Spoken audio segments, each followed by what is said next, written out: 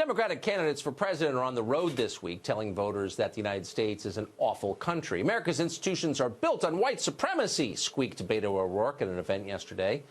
Of all the lies these people tell, and there are many, this is the most absurd.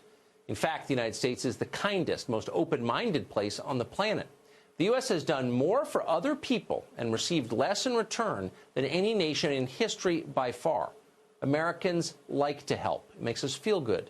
Some of our deepest satisfaction as a country comes from watching penniless immigrants arrive on our shores, buy into our values, and thrive. We call it the American dream, and nothing makes us prouder. It was in that spirit that in 1992, the United States welcomed 10-year-old Ilhan Omar and her family. Omar was born in Somalia, one of the world's poorest countries. It was then ruled by a Marxist military dictatorship. When Omar was 6, she and her parents and their 6 siblings fled a worsening civil war and wound up in a refugee camp in Kenya. They spent 4 years there until America offered the family asylum here and let them settle in Minneapolis. Omar's father drove a taxi at first, then got a job at the post office, working for the government. Omar, meanwhile, grew up free in the world's richest country with all the bounty that implies. She became a citizen, then went to work at a state university. A few years later, she became a member of Congress, elected by voters who were proud to see an immigrant succeed.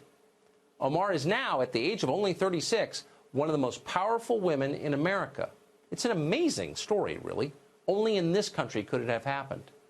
Ilhan Omar has an awful lot to be grateful for. But she isn't grateful, not at all.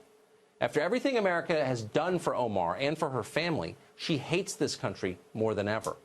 In a recent piece in the Washington Post, the reporter put it this way, quote, "In Omar's version, America isn't the big-hearted country that saved her from a brutal war and a bleak refugee camp.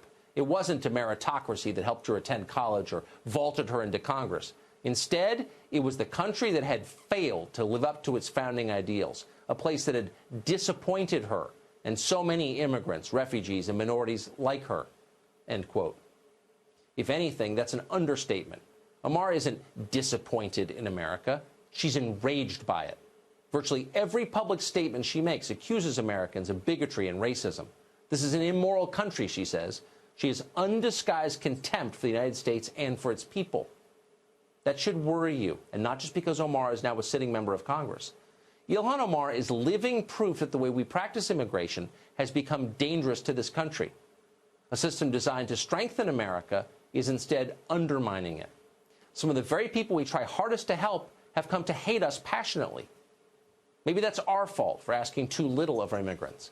We aren't self-confident enough to make them assimilate so they never feel fully American. Or maybe the problem is deeper than that. Maybe we're importing people from places whose values are simply antithetical to ours. Who knows what the problem is? But there is a problem. And whatever the cause, this cannot continue. It's not sustainable. No country can import large numbers of people who hate it and expect to survive. The Romans were the last to try that with predictable results. So be grateful for Ilhan Omar, annoying as she is. She's a living fire alarm, a warning to the rest of us that we better change our immigration system immediately, or else.